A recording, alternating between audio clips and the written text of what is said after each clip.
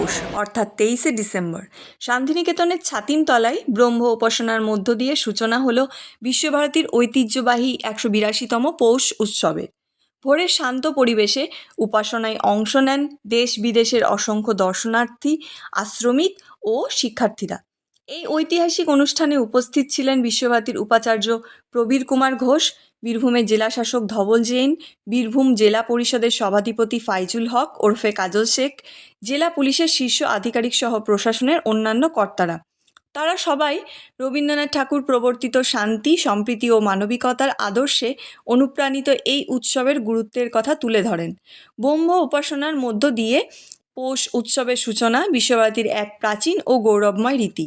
আগামী কয়েকদিন ধরে শান্তিনিকেতনে চলবে নানান সাংস্কৃতিক অনুষ্ঠান, লোকশিল্পের প্রদর্শনী ও ঐতিহ্যবাহী পৌষ মেলা, যা দেশ বিদেশের পর্যটকদের আকর্ষণের কেন্দ্রবিন্দু হয়ে উঠবে।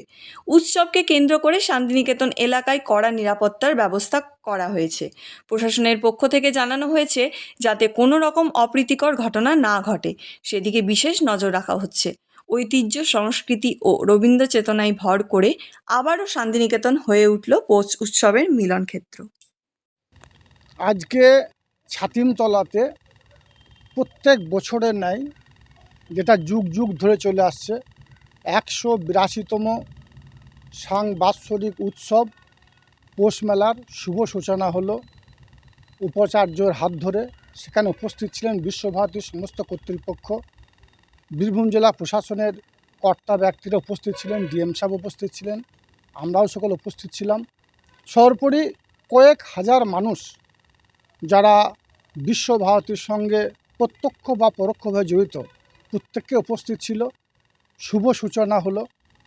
আপনারা জানেন, বিগত 3 বছর আগে এই পৌষ মেলা বন্ধ ছিল, যার ফলে বিশ্বভারতীর সংলগ্ন এরিয়ার যেসব হোটেল থেকে শুরু করে ছোট ছোট ব্যবসায়ীরা, তারা পথভ্রষ্ট হয়ে গিয়েছিল। কিন্তু আজকে যে হিসাব দেখলাম, হিসাব অনুযায়ী কমসে কম 1400 স্টল বসেছে। দেশ দেশান্তর থেকে, দেশের বাইরে থেকেও অনেক স্টল ব্যবসায়ী এসেছে, দোকানদাররা এসেছে। তারা সকলেই আজ থেকে ব্যবসা শুরু করলো, 6 দিন ধরে চলবে।